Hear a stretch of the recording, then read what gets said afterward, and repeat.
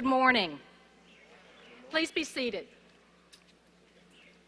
I'm Rebecca White, Dean of the School of Law, and it is a sincere pleasure to welcome you to our beautiful North Campus. What a picture-perfect day and setting for a graduation. This is a special day, not only for the class of 2011 and their families, but for the law school community as well, and I am so pleased that so many of you are here to share it with us. On behalf of the law school, I want to say thank you to those in the audience who have done so much to bring our graduates to this special day. Law school demands a lot, not only of its students, but from those who love them. After all, it takes more than academic ability to graduate from law school. It takes hard work, dedication, and money. Many of you in the audience have supported our students emotionally and financially before and during law school. Their success, in many ways, is your success as well. So let me take a moment to recognize those who have helped make this day possible, and I'll ask that you please hold your applause until the end.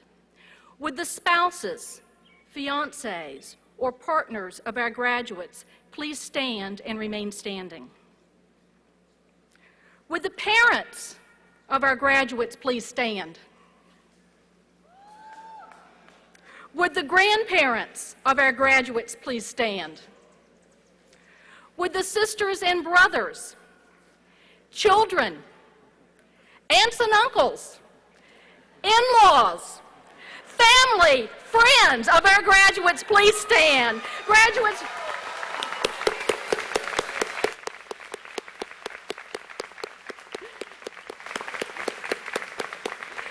thank you so much for giving these folks a well-deserved round of applause. This day belongs first and foremost to our graduates, so it is my honor to introduce the president of the third-year class, Matt Rooks. Mr. Rooks graduated from the University Honors Program at Georgia Southern University in 2008. He received a bachelor's degree in Justice Studies and minors in History and Political Science, graduating magna cum laude. While a law student, Mr. Rooks served as a senior notes editor for the Georgia Journal of International and Comparative Law, and his note, Toward a United Ireland, the Northern Ireland Peace Process and the Devolution of Powers from London to Belfast, was published in the fall 2010 edition of the journal. I would like to recognize one of Mr. Rooks' classmates, Victorian Epshay, Mr. Rooks' fiancée, who became his fiancée just 5 days ago. Best wishes to you both. Mr. Rooks.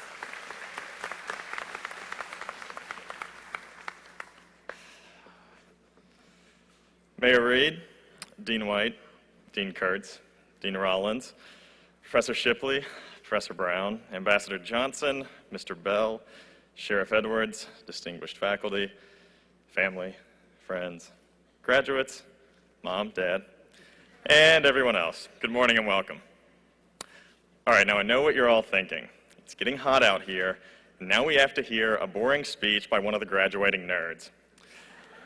And not just any nerd, but the chief of the entire nerd tribe. Well, I'm here to tell you, yeah, that's pretty much it. The only thing better than graduating from law school is having the chance to convey the law school experience to a captive audience filled with lengthy personal anecdotes and inside jokes. It's this opportunity that I, the duly elected president of the nerds, plan to take full advantage of. In order to convey just a bit of my law school experience, I want you all to follow me. Follow me back to a fateful day in August 2008. It's the first official day of law school for the class of 2011. The leaves are turning and fall is creeping in. The dogs are #1 in the preseason football poll. It's hard to believe now, but it was true. On this first day of law school, my 78 Section Y classmates and I had gathered in the big room at the end of the hall. Thank you, guys. For our first contracts class, with textbooks, rule books, notebooks, lots of books, which is a theme that runs throughout law school. Fellow students furiously shuffled through typed and printed notes or handwritten scribble to remember the facts of the first case that had been assigned. It's just one case, guy sitting next to me whose name I don't know yet. How bad could it be to get called on by this Professor Dupree person? After all, I graduated with a 3.9 something or other from undergraduate university. I'm not scared. So it's 9:27, 9:28, 9:29. There's no professor. All of a sudden, the door opens. Now, much like the previous 2 or 3 students who had walked in, the class became deathly silent as every pair of eyes in the room shot to the door to see who entered. And in walked someone who just had to be Professor Dupree. To say you could have heard a pin drop is an exaggeration. You could have heard a feather drop. Dead silence. Now, Professor Dupree saunters into the room, stands behind the podium, and waits. Waits until exactly 9:30. And while waiting, she is not rummaging through notes. She's not opening and closing books. She's not even making eye contact or looking around. She is staring directly at the clock on the back wall of the room, waiting for the second hand to go all the way around like an executioner about to flip the switch on a poor, fearful soul. Or 78 poor, fearful souls in our case. Her first words crack the silence like lightning hitting a tree, because we've all heard of the horrors of the Socratic method. To be called out personally and questioned by a professor who has been doing this for a really long time and is really good at it. Miss Bryant. Now, the English language does not quite contain words to effectively convey the simultaneous pity for this Miss Bryant person, who will inevitably be dressed down in front of 77 of her colleagues, and the overwhelming sense of relief that it just wasn't me. And with Miss Bryant, the intellectual fencing match that would become commonplace began. For the first time, I could only think it was similar to watching maybe a professional cricket match. I had no idea what was going on. It was long, fast, and hard to follow. And Professor Dupree and Miss Bryant went back and forth about Sullivan v. O'Connor for the entire 50 minutes. And Miss Bryant performed stupendously, setting a high bar for the rest of our section to follow. So class was dismissed, and the shell-shocked section Yers moved on. Now fast forward to the next day, in the afternoon. At this point, Section Y has made it through our first contracts class with Professor Dupree, our first civil procedure class with Professor Shipley, our first criminal law class with Dean Kurtz, and our first torts class with a visiting professor that could best be described as a combination of the lawyer from The Simpsons, Lionel Hutz, and Orville Redenbacher, the popcorn guy. He's not here, folks, don't worry. I don't think. Anywho, our remaining class this second afternoon, the only class we haven't had yet, is the law of property. Section Y eagerly gathered in another big room with stadium seating and the ticking wall clock to await this next professor. Now, in walks Professor Beck. Now, at this point in our 1L year, we had no idea that Professor Beck is actually an extraordinarily nice, kind man. At this point in our 1L year, he's just the guy who may call my name and through various verbal tricks and traps is going to expose the fact that despite taking 3 hours to read 10 pages, I didn't understand a damn word of it. Now, the pre-class ritual is now familiar. Professor walks in at the last minute, waits for class to start, and the most fearful 3 seconds in every 50-minute period are next. Is Mr. Wood there? There's an ant on my book. Whew, not me. Mr. Wood's gonna take this one. Don't know who he is, but sucks to be him. Oh, wait a tick. Mr. Wood's not here. And Mr. Wood was not there. Because it turns out that Mr. Wood had decided that law school wasn't for him shortly after Professor Dupree's contracts class. Disclaimer, I'm not saying he dropped out because of Professor Dupree's contracts class. He just did so afterward. Okay, so no Mr. Wood. And then comes the realization. Oh no, now he's got to call on someone else. And someone else could be me. Boy, I hope it's not. But Professor Beck ended my curiosity with one sentence. Is Miss Bryant there? Poor her. The rest of the story is that Miss Bryant, again, did exceedingly well, and that Professor Beck ended the class by shedding a thick property book with an authoritative clap and delivering a line that I never forgot. Welcome to law school. And that is all the stuff you expect from law school. That's the part featured in Legally Blonde and The Paper Chase. What I want to talk about in my remaining time are the things you don't expect to get or see or do in law school. I did not expect to be inspired by members of the staff and faculty. Professors, many of whom sitting here today, often have profound impacts on many students that they may or may not have ever known they had.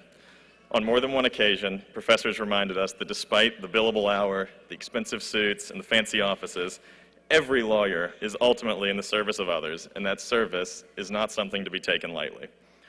Professor Dupree is one of those professors, and despite her absence today, I have no doubt that the class of 2011 keeps her in our thoughts and prayers.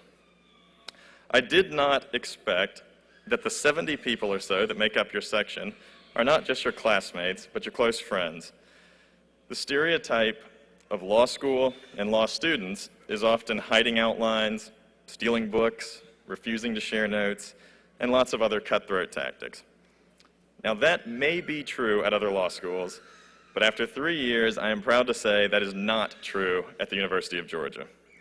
Now, this was a selling point the school pitched to me when I was deciding whether or not to go to Georgia, and it turned out to be completely true. Another selling point was the 98% employment rate. See, they think it's funny. And moving right along. I did not expect to be inspired by so many of my fellow students. I've met people from all walks of life in this school, from circumstances far more trying than anything I've ever dealt with. Through raising money for the Legacy campaign, I saw the charitable impulses shine through from those students. Many of these are people who don't have jobs and owe tens of thousands of dollars in student loan payments. They actually have negative money, and they still pledge to give money out of the kindness of their hearts. I saw students spurn more profitable areas of the law to devote their time and their considerable talents to the indigent. And while most of us are not modern-day Mother Teresas, I am continually inspired by the sheer talent, friendliness, humor, wit, enthusiasm, and intelligence of my classmates. A day is never boring in law school when you're surrounded by the people to my right. And lastly, I never expected to find a best friend and the love of my life all in one person. Not you, Dean Kurtz. Though you are close. I'm of course referring to my classmate and fiancée, Victoria. I'm not kidding when I say it's been an honor to speak to all of you today, but it's been an even greater privilege to be with these students for the best 3 years of my life. Go Dogs, Section Y rules. Thank you all and congratulations.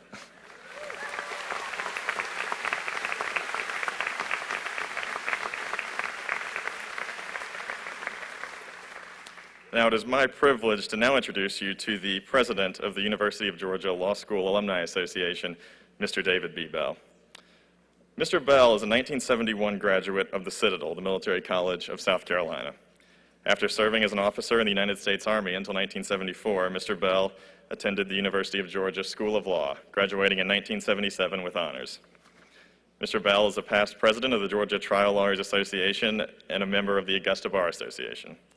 Mr. Bell is a graduate of Leadership Augusta and Leadership Georgia, and also a 2007 recipient of the Justice Robert Benham Community Service Award. And since 1988 has been a partner at the David Bell Law Firm in Augusta, Georgia. While Mr. Bell himself was a second-generation Georgia Law graduate, his son David is a member of the Georgia Law class of 2012 and will be the 8th member of his family to graduate from the University of Georgia School of Law. At this time, I'd like to ask Dean White, Mr. Bell, and the class of 2011 Vice President Sarah Giegerich to come forward for presentation of the class of 2011's Legacy Gift.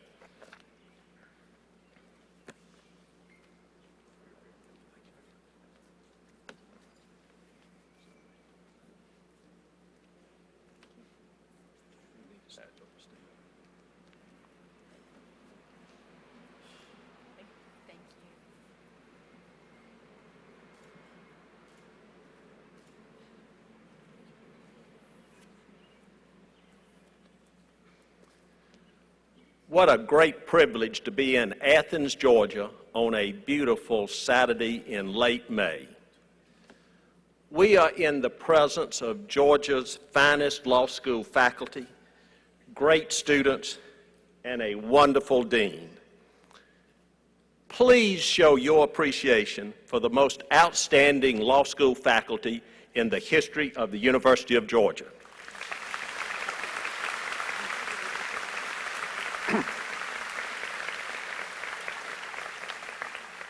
Now, in just a couple of months, many of you will be back in Athens with me. It will be a beautiful fall afternoon. and the dogs will reclaim the glory of the past. And Matt, they'll be back to number one where you started them. You didn't do a very good job while you were here. But when the quarterback throws a touchdown pass, or when that new freshman running back scores a touchdown, everybody in Stanford Stadium will rise to their feet and show great enthusiasm. Should not you have the same enthusiasm for the greatest law school faculty? Show bulldog pride for this law school faculty. Stand to your feet.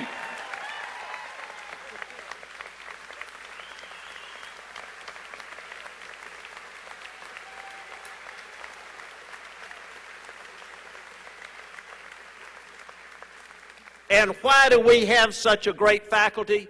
Because we at Georgia have the best dean in the SEC. Show the same bulldog appreciation for Rebecca Hannah White.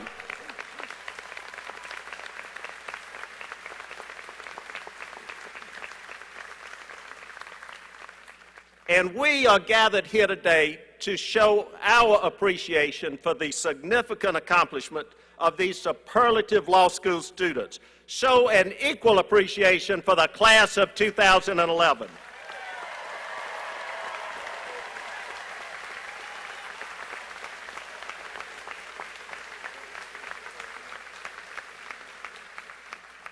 Now, graduates, it's your time. Show your appreciation to faculty, friends, and family that made it all possible. Stand up, show it. Now, y'all just let these old folks out in the audience outshine you. Show appreciation for them. Let it go.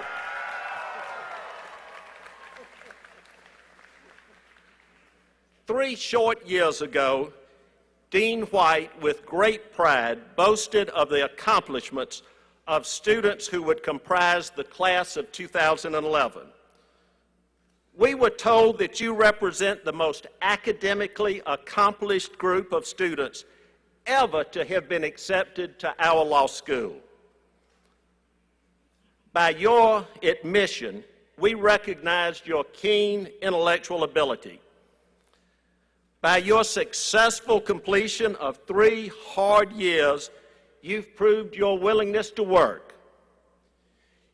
You have also proved your ability to master complex legal concepts. Now, what stands in front of you is the opportunity to pursue America's greatest profession.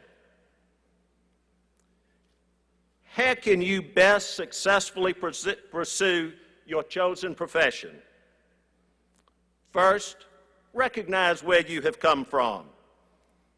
Some of you are the first members of your family who graduated from college. Some of you are the first to have graduated from law school. Others represent families who have had lawyers go before you. Some of your parents, some have both parents who are law school graduates. Some are the children or grandchildren of Georgia lawyers. But every one of you is here because someone in your past made a sacrifice. Possibly it was a parent who did without to cover tuition and rent. Maybe your grandparents sacrificed so that your parents could be the first in your family to receive a higher education. I do not know your individual stories, but I know that none of us, faculty, graduates, we are all here because someone before us helped make us what we are, and we got encouragement from others. None of us could have done it by ourselves. In fact, some of you received Law School Association scholarships paid for by our annual fund, a fund that is being greatly enhanced by this wonderful gift and your generous contribution as your senior gift to the law school. By your gift, you are helping pave the way for others who are going to come after you. Now, what will the future bring for you? From your ranks will come judges, maybe a district attorney, members of the Georgia General Assembly who will shape the state. In fact, our law school has produced governors, senators, and members of Congress. Maybe one of you will be the next person to fill one of these honored positions. Your future could not be brighter. But today, I want to encourage each and every one of you to stay connected to our law school. Come to fall football games. Attend our law school homecoming barbecue, where more than 1,000 of our graduates each year gather on this lawn or at this school to tell stories of the past. Stay in touch with your classmates. In years to come, you will tell stories of your years in Athens. You'll talk about Coonan and Brown, Shipley and Carson. You'll talk about Rutledge and White. Your stories will grow with age. Yes, they will. But which of you will have the most satisfying, fulfilling, and rewarding career? I suggest the greatest satisfaction comes to those who share and those who give back. Support worthwhile causes. Always make time for family and friends. Be prepared to give back to our law school, the school that has given you so much, the law school that opened your door to our great legal profession. With a giving and generous attitude, your life will be enhanced, and you'll be better for your stewardship. Today, each and every one of you receives my heartfelt congratulations. May God so richly bless each of you as you go forth to conquer the world. Have a great day.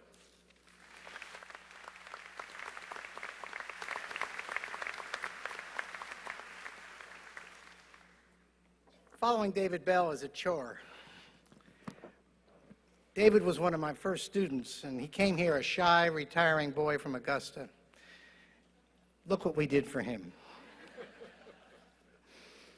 This morning's ceremony is appropriately focused on the graduates who will soon receive their degrees. I truly wish each of you could see the view that I can see from up here. All the smiles on the faces of parents, spouses, family, and friends who are gathered to celebrate the collective achievements of this extremely talented group of soon-to-be attorneys. But before turning to the joyful task of formally recognizing them, it is my honor to recognize and ask you to thank a group of dedicated men and women who have spent a great deal of time over 3 years helping the class of 2011 reach this day. I speak, of course, of the distinguished faculty of the University of Georgia School of Law, a group that I have been a proud member of for exactly 36 years. These men and women have worked inside and outside the classroom to prepare this class for the law practice of the 21st century. Through such activities as formal instruction, supervision of papers, judging mock trial and moot court arguments, career advisement, recommendation letters, academic counseling, curriculum development, sponsorship of extracurricular activities, and encouragement through the sometime rocky path of the law school experience, the faculty has provided guidance and role modeling for these graduates. Speaking for the faculty, I can assure you, while we are very proud of our production in terms of books, articles, law reform, and other equally important items, we are at least as proud of the education that we provide these students and of the graduates we send into the legal profession. Just as we have been there for them during their time here, we are delighted to have a chance to be here for them this morning also. I'm exceedingly proud to ask my colleagues of the University of Georgia Law School faculty to stand and receive recognition and thanks.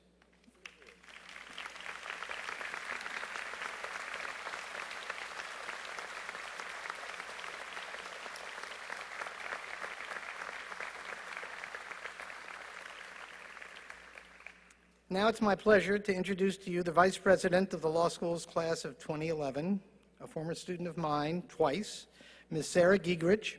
Ms. Giegerich is a 2007 graduate of the University of Virginia, where she earned a bachelor's degree in history with a minor in art history. While a law student, she served as notes editor of the Georgia Law Review, was a Wycliffe Knox Scholarship recipient, and clerked with the Athens-Clarke County Magistrates Court. Ms. Giegerich will join Dorsey Wright and Associates in Richmond, Virginia, upon graduation as legal counsel for SEC compliance matters.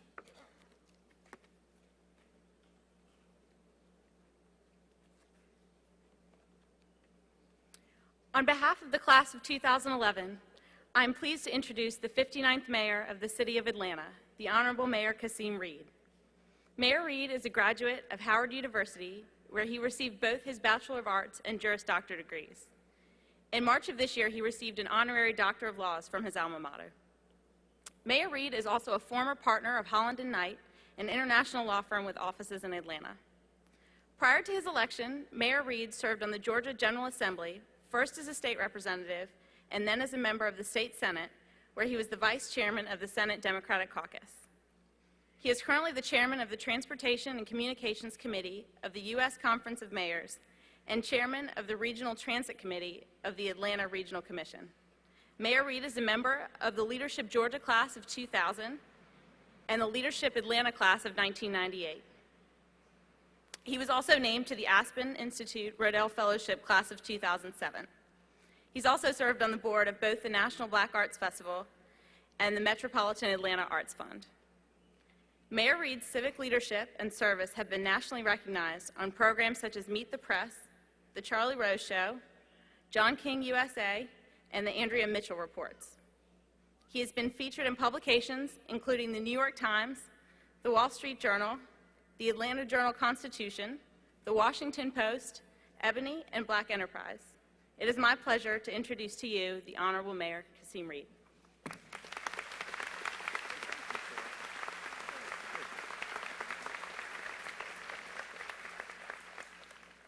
My mother will be pleased with that. She works hard on those introductions, so I want to thank Sarah for handling that so well. Good morning. And we're going to need to wake you all up. Good morning. All right, it's a good day. Dean White, Justice Carley, who's with us today, distinguished guests, faculty, staff, parents, and friends, and of course, the students of the University of Georgia Law School's class of 2011. Congratulations. I could not be more proud. I'm honored to be here with you today because days like this are so very special. This morning, we come together to celebrate all of the hard work and sacrifice that you made to obtain your law degrees. Being here brings back good memories and not so good memories from my days of law school. I received both my undergraduate and law school degrees from Howard, as Sarah shared, and those were some of the best years of my life. So I walked on the campus with a smile this morning. But then, as is the case now, my dad really is my closest friend and counselor. And I was a bit nervous coming on to this rich campus that's so important to the life of the state of Georgia. So, I called my father, as young people often do, because he is my close friend and great advisor, and he happens to be a huge fan of the University of Georgia and everything about it. So I called him to tell him I'm making a big speech pop, and I really need to get some good advice. And the first thing out of his mouth was that you should have gone to the University of Georgia. My dad really wanted me to go to the University of Georgia for college, and he didn't stop, and he wanted me to go here for law school. So I was pretty mad when I went to Howard. So after we went through that for the 100th time, my dad reminded me of the story of Jimmy Jenkins and the Great Flood of 1919. He said, "Son, this is just another Jimmy Jenkins moment." Now, my dad teaches me through stories, so I had to go through the memory bank of stories that he's told me to catch up quickly. Jimmy Jenkins was a young man, about 20 years old, when a terrible flood devastated his town. And many people lost their homes, and even worse, some lost their loved ones. But Jimmy really was a hero from that event. He saved several families, he performed heroically, and he lived to tell about it. And as the years went on, Jimmy became a great orator.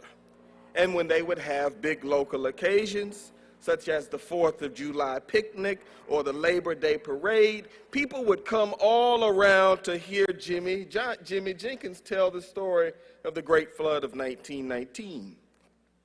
Jimmy, being a good and honest man, lived a long life, but on his 93rd birthday, God took him home to glory. So he went to heaven, and of course, the first person he saw was St. Peter. And St. Peter welcomed him and then told him something that Jimmy did not know. St. Peter said that there is a grand tradition in heaven that you must introduce yourself to all of the angels by sharing the greatest story of your life. Jimmy smiled a peach pie smile. He was so proud. He said, "Why, certainly, St. Peter. I have just the story to tell. I'm going to tell the story of the Great Flood of 1919 and how I survived it and performed so heroically." St. Peter looked at Jimmy. He put his arm around him. He said, "Oh, Jimmy," he said, "you can do that, but I think you ought to know that Noah's in the audience, and he knows a thing or two about floods."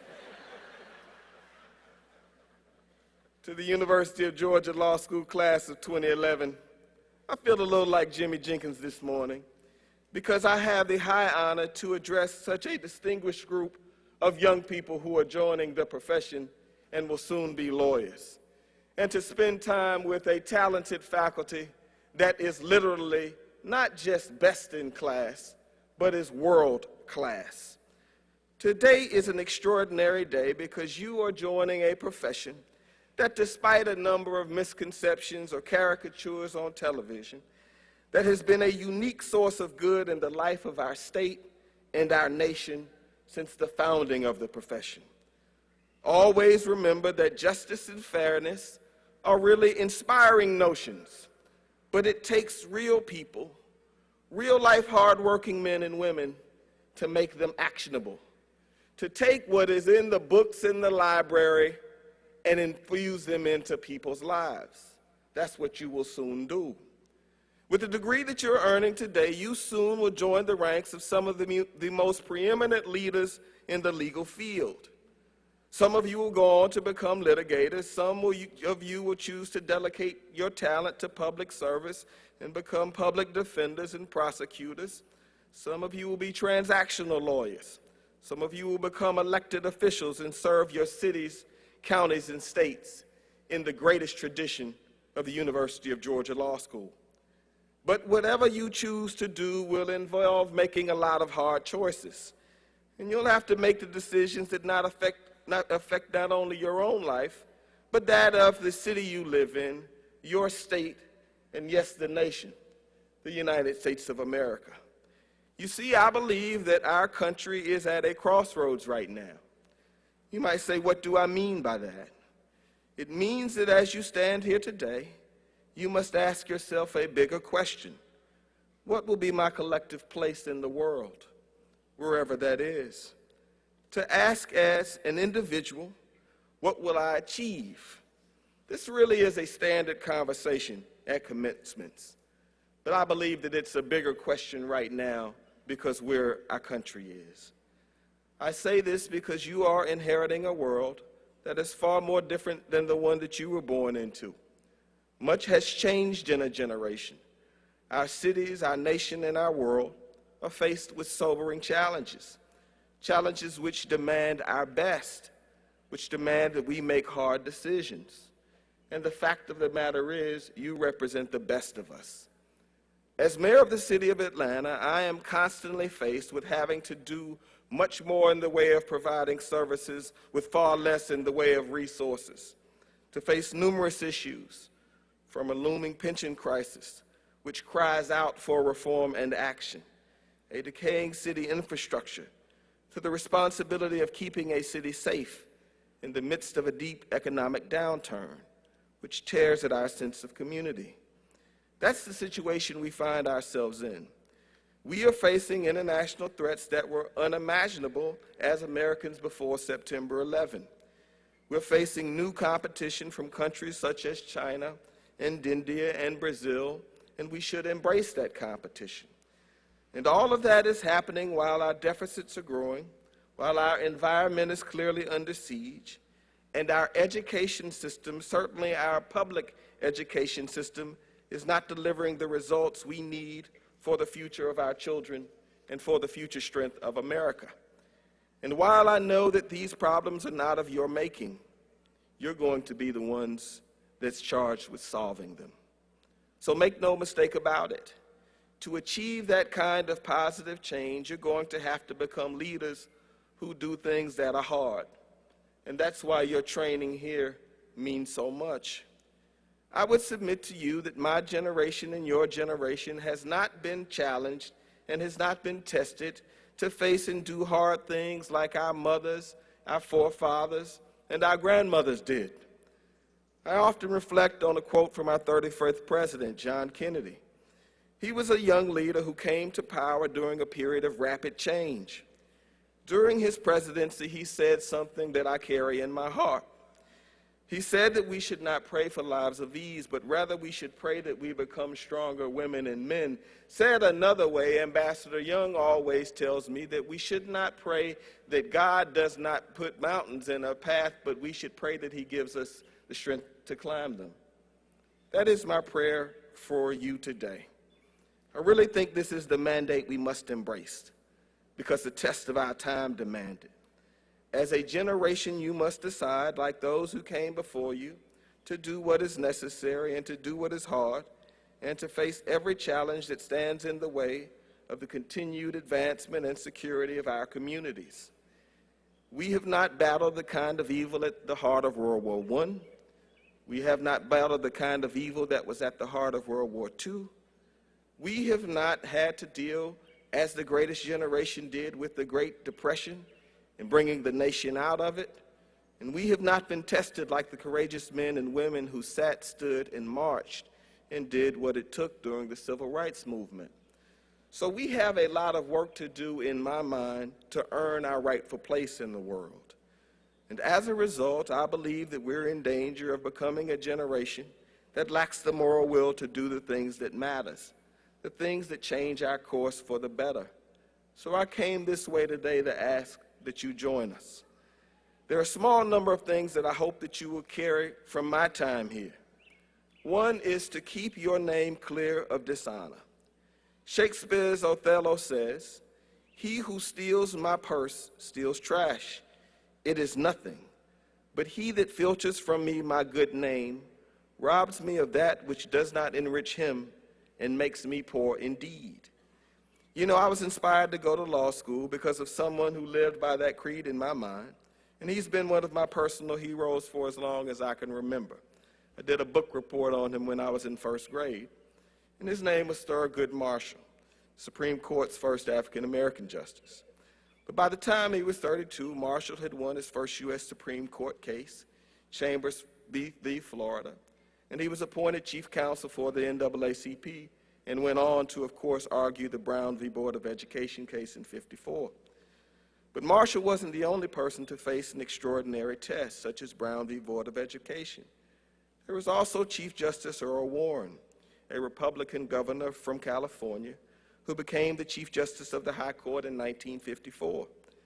And Brown's test really was to mold and shape public opinion and the court's will on the Brown v. Board of Education decision that was passed or was determined unanimously by the court. Thurgood Marshall graduated first in his class in this law school in 1933. With his talent, he could have chosen a number of paths for his life, but he chose to tackle hard things. He chose to turn into adversity. Chief Justice Warren also chose to tackle hard things. He chose to turn into adversity. And because of both men, I'm able to stand here before you today as the 59th mayor of the state's capital city. So whatever you choose to do, spend some time of your life working on big issues that matter to the future. So I came this way this morning to suggest that you also choose to turn into adversity, that you choose to spend some part of your life turning into the fire. I believe that turning into the fire is where greatness is. I also believe that of all the virtues we possess, strength is the most important, because without it, no other virtue really is possible. It is strength that pushes us forward when the darkness is so total. You have the strength needed to move forward. You're leaving the University of Georgia today with an incredible advantage. You have a degree from one of the most prestigious universities in the world. You are a part of an incredible network of UGA alumni that is broad and deep as a linden tree. And you have extraordinary physical capacity, which brings me to my second point. I want you to use the energy of your youth as you never have before. Exploit your physical capacity while you have it. When I graduated from law school, I returned to home and began working at a law firm called Paul Hastings, and then later, Holland & Knight. And I had a traditional business and client roster, but I made the decision that I was going to start an entertainment practice. So I went to my partners in the firm, and I asked them to give me the opportunity to start an entertainment practice. I believed I could. Well, they said, as long as you continue to do your regular workload, why, go ahead. So, in order to do that, you had to go out and develop relationships in New York and California. Remember, at the time, I was 25. And I could start my workday in the city of Atlanta, wake up at about 7, be in the office by 8, work to about 10 or 11 o'clock, get on a Delta flight, land in Los Angeles at about 12:30, 1 o'clock, spend all day working in Atlanta, take clients in Los Angeles out to dinner, and then get on a red eye and land back in Atlanta at about 6:40, 6:50 a.m. Well, in 2008, I decided to run for mayor at the age of 38. And many of you know I had a very tough campaign for mayor. I didn't win by very much. And so in order to fund my campaign, I had to fly all over the country raising money. And there was one particular occasion when my staff came to me and they said, we want you to do an event in Los Angeles, what's called the West Coast Swing. Well, I was remembering my time as a lawyer, and I said, why, sure, I can certainly do it. So I worked all day. I flew out to Los Angeles. I had a full day of events in Los Angeles. I got on that same old red eye that I used to get on. It got me into Atlanta at about 6:40 a.m. At about 7:20 a.m., I felt like I was going to die. The point I'm making is this. Things are a lot different at 40 than at 25.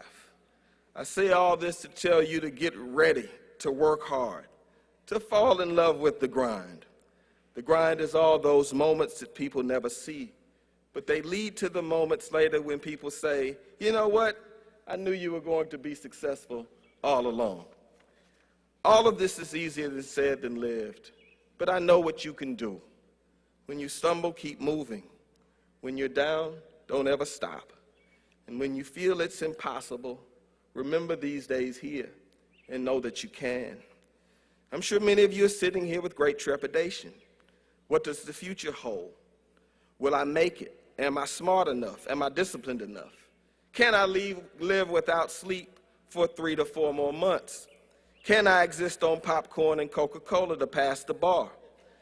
How long will it take to pay off the student loans I've taken out so I can become as rich as perhaps Jim Butler, who's a pretty good lawyer? Only you have the answers to those questions. No one knows what the future holds, but I'm confident you will make it. You're definitely smart enough, or you wouldn't be here, right now. If you aren't disciplined enough and are coasting on your talent, change your ways right now. Yes, you can live without sleep for a few more months as you prepare for the bar. Ask any attorney. And remember, popcorn is from corn, corn is a vegetable, vegetables are good for you, and Coca-Cola will give you all the caffeine you need to stay awake while you study for the bar. But remember, you can and will be part of something that is bigger than you are. Because at the end of the day, when all is said and done, you extend your own life by contributing to something that will outlast it. So stay close to the University of Georgia Law School and give back to it. As I close, let me leave you with one last reflection I recently read about a famed attorney named William Kunstler, who kept a reproduction of Michelangelo's statue of David on his desk. The original is actually in Florence, Italy.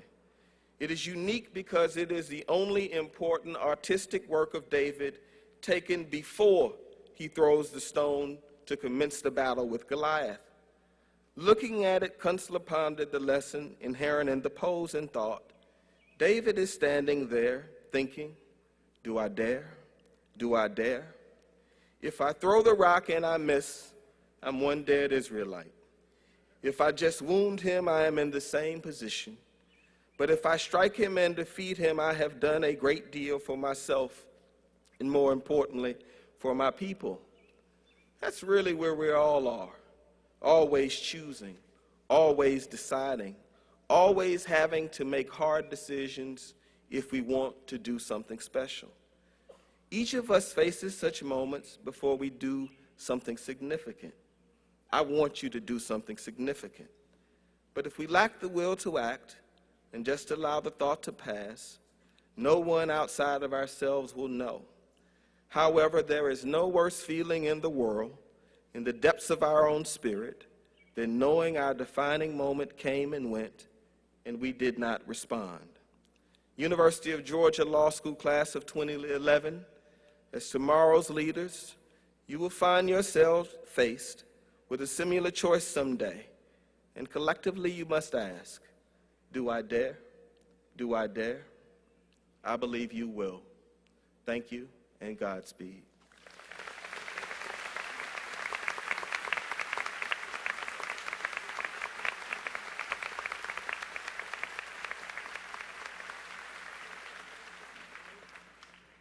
Thank you so much, Mayor Reed, for your remarks. It was truly an honor to have you with us for our commencement ceremony, and I know our graduates were inspired by what you had to say. Thank you.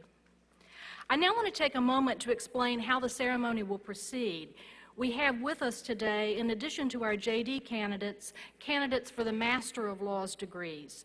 These candidates, whose degrees are actually conferred by the graduate school at a university-wide ceremony, will be introduced this morning by our director of the Dean Rusk Center for International Law and Policy, Ambassador Don Johnson. Associate Dean Kurtz will then introduce our honorary faculty marshals. After that, our JD candidates will receive their degrees. The honorary faculty marshals will call the names for the class of 2011, and the graduates will cross the stage as their names are called. Following the conferring of the degrees and the recessional, we invite you to join us on the lawn behind you for picture taking. Now, Ambassador Johnson.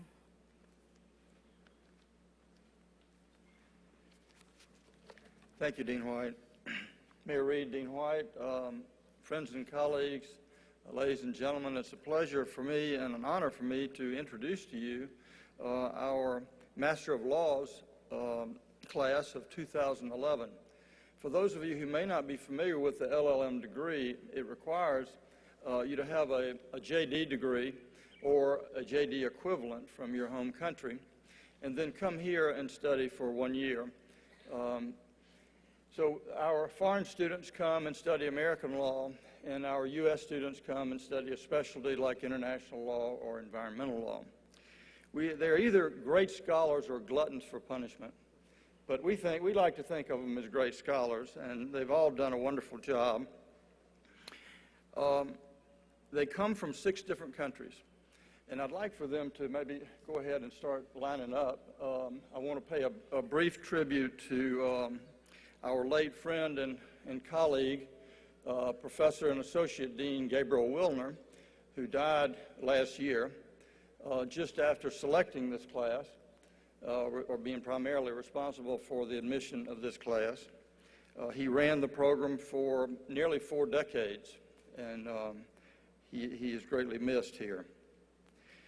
I'll call the names now, and some of them are a little more difficult than others, and so forgive me, and I hope they'll forgive me if I don't get it quite right the first time. They're all friends of mine by now. We have 13 graduates, 9 of whom will be walking today. Our first graduate is Ruth Anna Arthur from Guyana.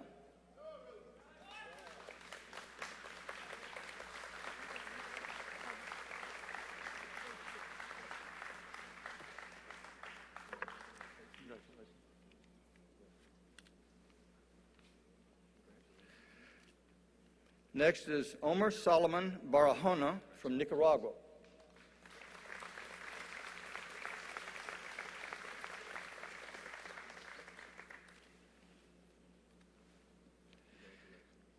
Michael Charles McClure from the United States.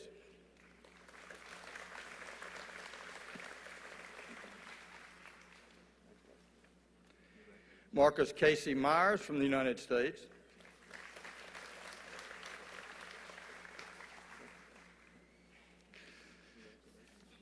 And Obiozor Ifinwawa Okola. We call her Obi, and I really messed up that middle name, I'm sure. Congratulations, Obi. Flavia Silvia Schiffer from Brazil.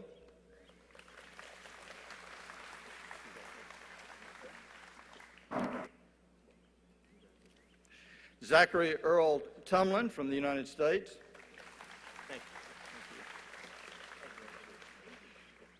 Xian Chu from China.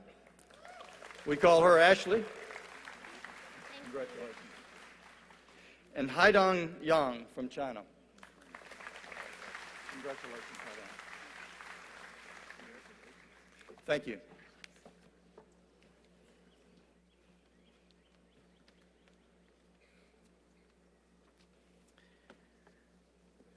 I understand that I'm the last obstacle before you folks get your degrees, and I understand the pressure. But before I introduce the marshals, I want to offer each of you my heartiest and most sincere congratulations on your achievements and on your future. Keep in mind, those of you who have thought about this, I'm sure, think that perhaps you're taking part of us with you as you go, but keep in mind that you're also leaving part of you here. Please remember us. Please come back to us. Please know that we're here for you in the future. Each year, 2 members of the law school community are selected by the students to serve as honorary class marshals. The honor of selection is great, and the function is very important. They will read the graduates' names as they come to receive their diploma, and congratulations from Dean White. I'm especially pleased this morning to introduce 2 dear friends and faculty colleagues. Professor Lonnie Brown is the A. Gus Cleveland Distinguished Chair of Legal Ethics and Professionalism and has been a member of the Georgia Law faculty since 2002. He teaches in the areas of legal ethics and civil procedure. Prior to joining our faculty, he was a visiting assistant professor at his and my alma mater, Vanderbilt Law School, and an assistant professor at the University of Illinois Law School. Professor Brown earned his undergraduate degree at Emory University, where he served as student body president, was a Robert W. Woodruff Scholar, and received the Marion Luther Britton Award, Emory's highest student honor. He then entered Vanderbilt Law School, where he was a Patrick Wilson Scholar and editor-in-chief of the Vanderbilt Journal of Transnational Law. Upon graduation, Professor Brown spent 2 years as a law clerk to Judge William O'Kelly of the United States District Court for the Northern District of Georgia. He then practiced law both as an associate and then as a partner at Alston & Bird in Atlanta. His scholarship focuses on legal ethics in the adversary system, and he has published a number of articles on this subject in various law reviews. His current scholarly project is a biography of former United States Attorney General Ramsey Clark. In 2007, Professor Brown was the recipient of the inaugural C. Ronald Ellington Award for Excellence in Teaching and is a 4-time honoree as the winner of the SBA's Professionalism Award. Just recently, it was announced that Professor Brown has been selected as a senior teaching fellow during the coming academic year in the university's Center for Teaching and Learning. One of only 8 university faculty members to be given this honor, Professor Brown will have the opportunity to collaborate with other dedicated, highly motivated, and innovative teachers from other disciplines across campus. Professor David E. Shipley is the T.R.R. Cobb Professor of Law. Professor Shipley earned his undergraduate degree in history with highest honors from Oberlin College and his law degree from the University of Chicago, where he was executive editor of the University of Chicago Law Review. His teaching focuses on civil procedure, copyright, and administrative law. Professor Shipley joined the Georgia Law faculty in 1998 as dean, after serving as dean of the law schools at the University of Mississippi and the University of Kentucky. His first academic position was as assistant professor at the University of South Carolina Law School. During his tenure as dean, he led the law school during the completion of a strategic planning process, spearheaded a $3.2 million renovation of the school's classrooms and the law library's Carl E. Sanders Reading Room, the establishment of the Land Use Clinic, and a successful ABA accreditation inspection. Since stepping down in 2003 from the deanship, Professor Shipley has helped establish and administer the law school's semester abroad program at Oxford University in England and served as the program's professor in residence in 2007. He just recently has completed 2 years of service as chair of the campus-wide compliance team for the university's successful reaffirmation of reaccreditation by the Southern Association of Colleges and Schools. He serves as the university's faculty athletics representative to the National Collegiate Athletic Association, making him part of the administrative team responsible for ensuring the academic success of student athletes and the university's compliance with NCAA rules and regulations, and he also is the one who's going to bring us back to number 1. Professor Shipley is a 3-time recipient of the law school's John O'Byrne Award for furthering student-faculty relations. He's also the proud father of Shannon Shipley, a 2006 graduate of the law school who is soon to marry another 2006 graduate, Nick Hinson. The faculty marshals.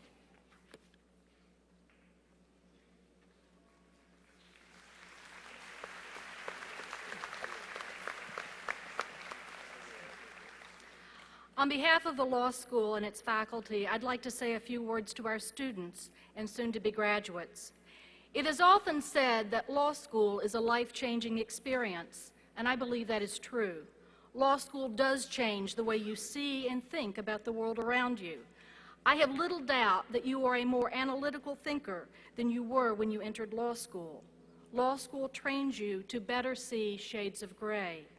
It also provides you the tools you need to help transform the world around you. People will listen to you more closely and will be guided by you because you are a lawyer. Your legal training and your license to practice law allow you to accomplish things others simply cannot. That is an awesome responsibility. As a member of the law school's faculty, I can think of no greater privilege than to have had a role in shaping the lawyers you will become. I can promise you that the hard work you put into law school will stand you in good stead after you leave here. It is our wish for you that your continued hard work will result in both personal and professional satisfaction. We are proud of the law students you were and of the lawyers you soon will be. Also know and remember that when you leave here, you carry our hopes and reputation with you, the lawyers you become, and the imprint you make national and international landscapes which you practice are part of our legacy as well. I believe that the University of Georgia will do well by you, and I am confident it will do well by us.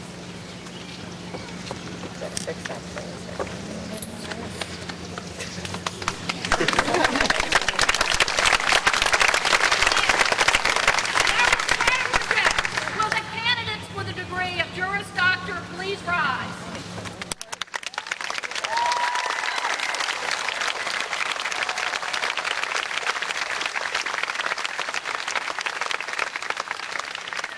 Regents of the State University System of Georgia, I now confer upon you the degree of Juris Doctor, for which you have been recommended by the faculty with all the rights and privileges thereto appertaining. Congratulations.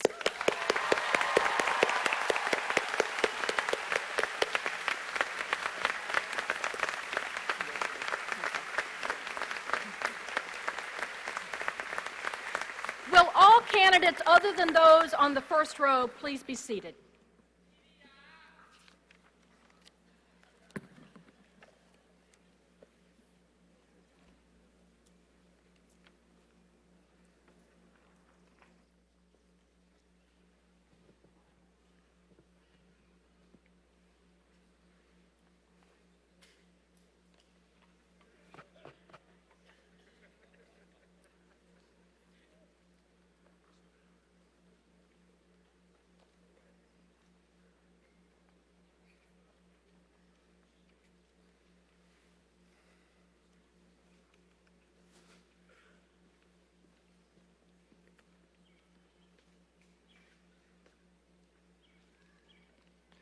Adam Robert Abadi.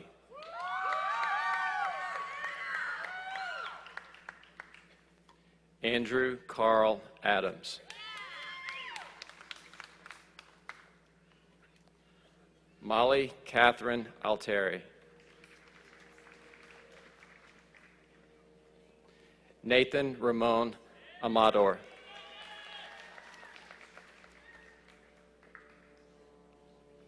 Molly Martin Anderson.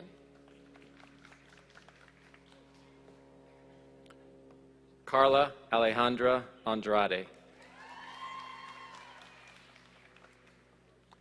Amanda Catherine Avery.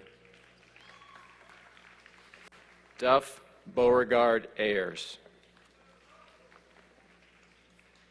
David Scott Ballard.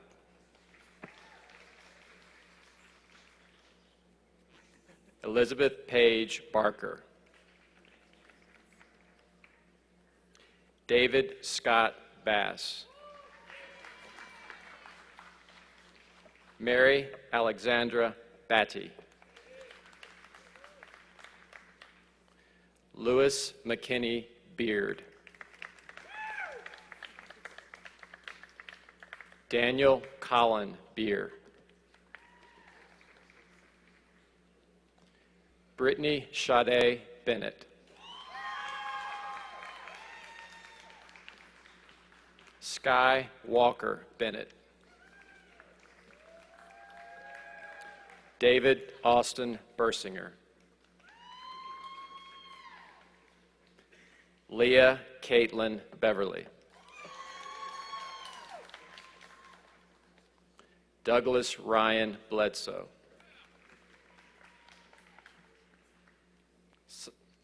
Sasha Lynn Bloom. Dexter Quentin Bond, Jr. Carla Deanna Brock. Matthew Pace Brodnan. Georgia Lee Brogdon. Mitchell Gino Brogdon, Jr. Charles Anthony Brooks. Matthew Logan Brown. Megan Marie Bruner. Ryan Chorkey Burke. Daniel Owen Burrows. Megan Brittany Collier.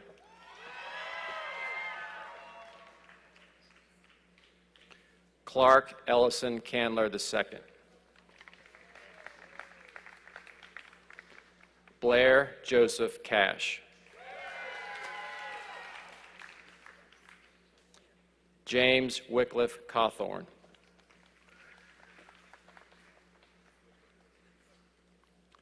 Eric Brooks Chambers.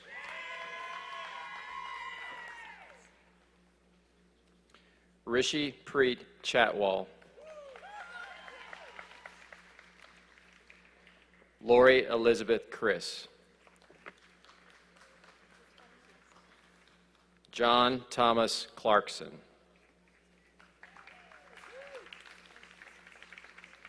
Christine Ann Clay. Colby Matthew Cohen. Mary Anderson Comer. Lee Elizabeth Creighton. William Scott Crumley. Matthew Scott Crunk. Catherine Henson Curlett. Andrew Allen Curtright. Courtney Marie Davis. Shamani Tedessa Davis.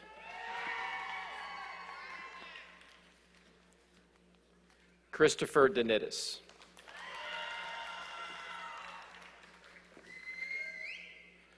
Andrea Lee Dent.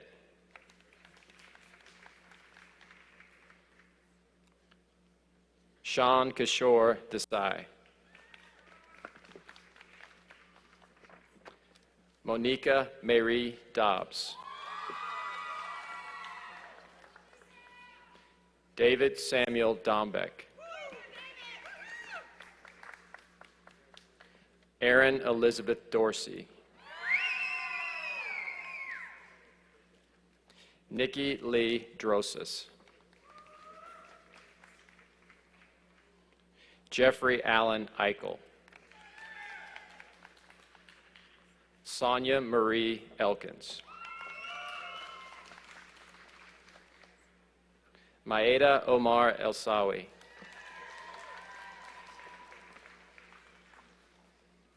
Olga Victoria Epstein.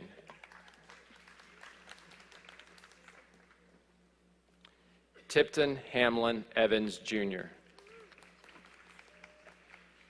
Rebecca Ann Fackler.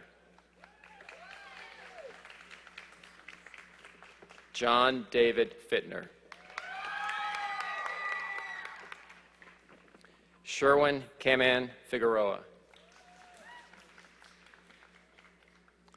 Anil Kamal Foreman. Bradley Waldemar Forsling. Ashley Anita Prabula Frazier. Rebecca Lee Gableman. Teresa Marie Garman. Sarah Frazier Giegrich. Yvonne Susan Godfrey. Andrew David Gonzalez. Jason Robert Graves. Christina Catherine Hadley. Cabrina Alanta Hall. Emily Rose Hancock. Sarah Elizabeth Hanson. Louis Eugene Harper III. Charlie Daniel Harrison. Jared John Hegberg. Tyler Warren Henderson. Emma Margaret Hetherington.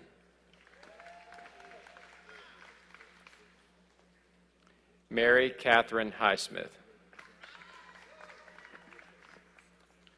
Rachel Heather Hinckley. Julie Ann Hohen. Catherine Lee Holly. Dennis Andrew Hom. Brandon K. Hansalik. Lacey Lee Houghton. Megan Elizabeth Hughes. Andrew Grayson Irvin. Tanner David Ivy. Yamisi Tanisha James. Hyun Jin Jong. Richard Wan Joe. Ashlyn Johnson.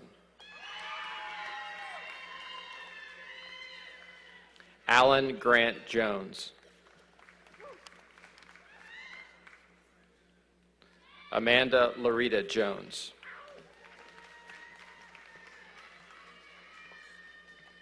Varsha Mohandas Karkara. Bradley David Kay.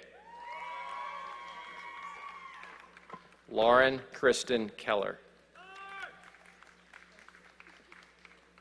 Andrew John King. Bruce Wheat Kerbo III.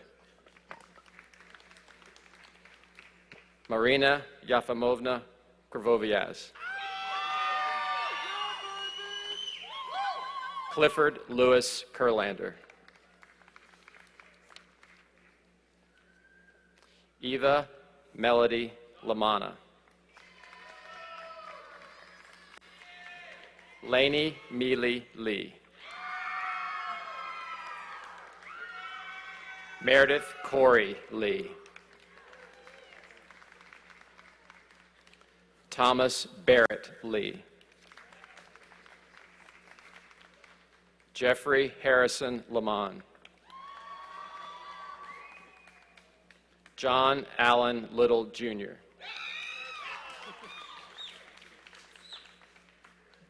Whitney Colleen Livengood.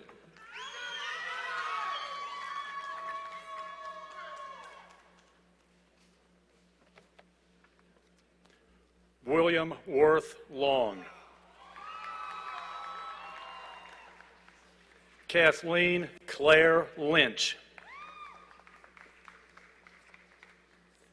Meredith Frances Macon. Sean Michael Malone. Jean Getz Mangan. Krista Marie Marino. Emily Catherine Martin. Jacob Grant Masters. Charles Boyd Mathis. Amanda Marie Mathis. Thomas Owen Meshia.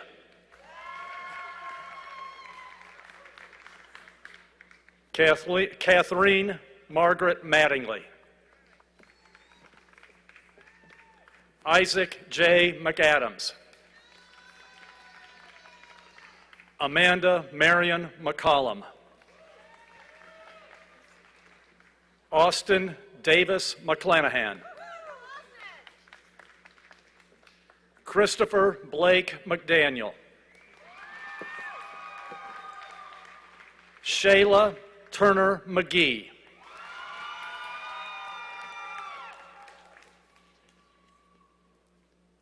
Catherine Teresa McMahon.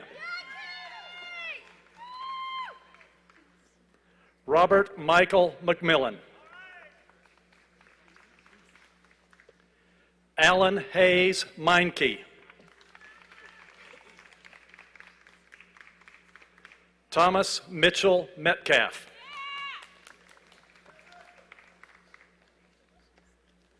James Todd Mitchell. Mary Catherine Moore. Savannah Bryant Moore.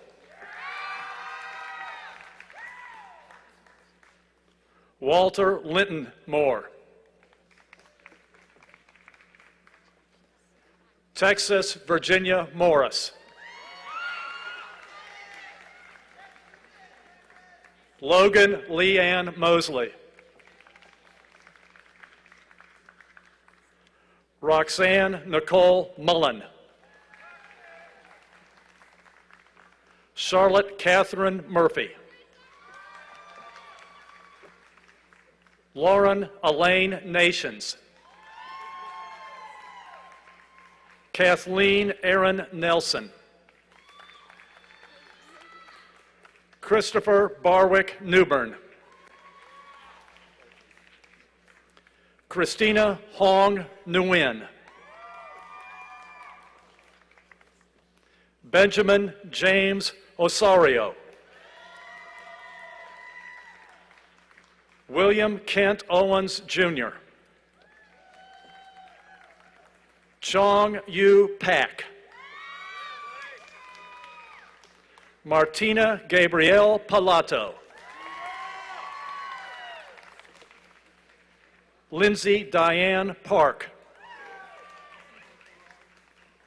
James Lee Paul. Meredith Allison Pender. Lauren Elisa Perry. Tracy Lauren Pickett. Carrie Lamar Pilgrim. Marisa Noel Pins. Andrew Allen Pinson. Anne Marie Pippin. Jonathan Lewis Pisa. Jennifer Ann Potts. Patrick Carter Powell. Jennifer Lee Pridgeon.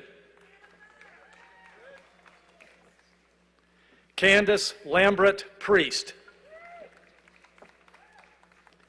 Amy Lee Purvis. Greg Allen Rayburn. Michael Thomas Rafey. Amanda Nicole Reed.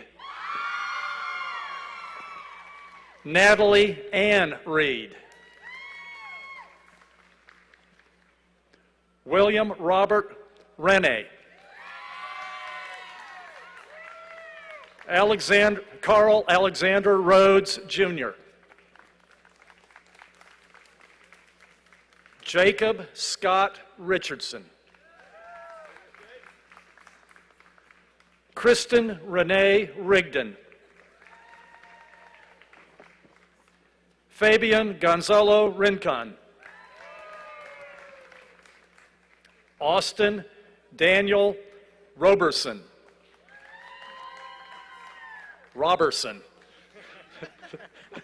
Jeremiah Thompson Roberts. Matthew Greg Rooks. Lauren Annette Rucker. Lauren Ruth Sanders. Christopher F. Schaefer. Brian Alexander Chavera. Jeffrey Robert Schmidt. Patrick James Schwadler. Jason Richard Shepard. Lacey Hope Shore.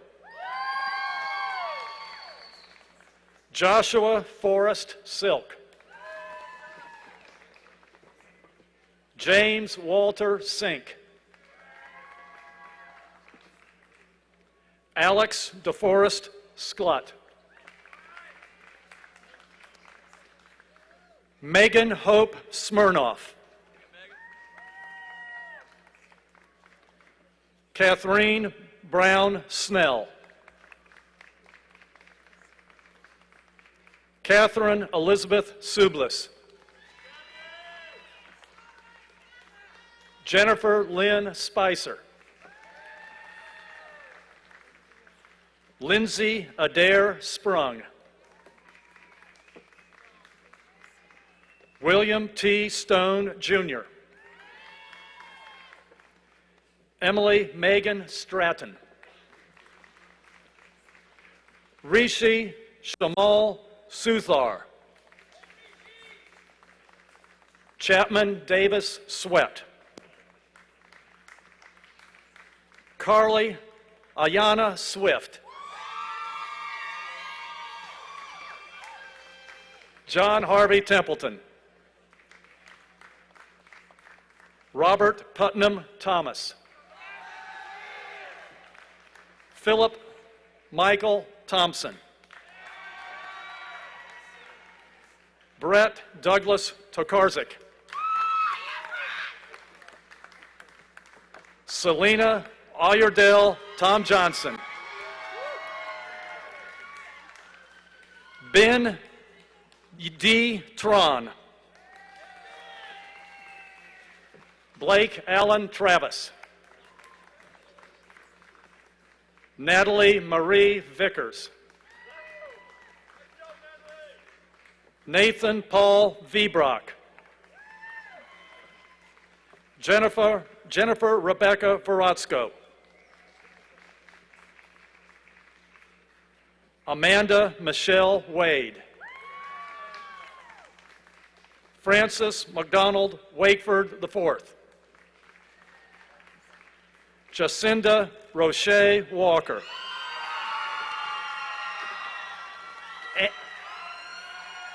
Anne Virginia Wallace. Danielle Irene Warlick. Edward Inman Warren. John Luke Weaver. Erica Michelle Weber. Emily Victoria Weeks. Andrew Philip Wiener. Brendan Hanner White.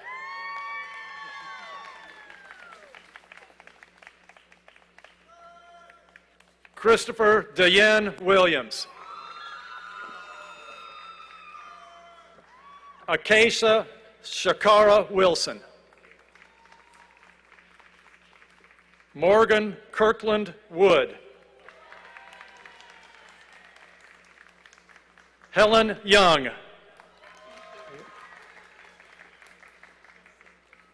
Jennifer Lynn Zweig.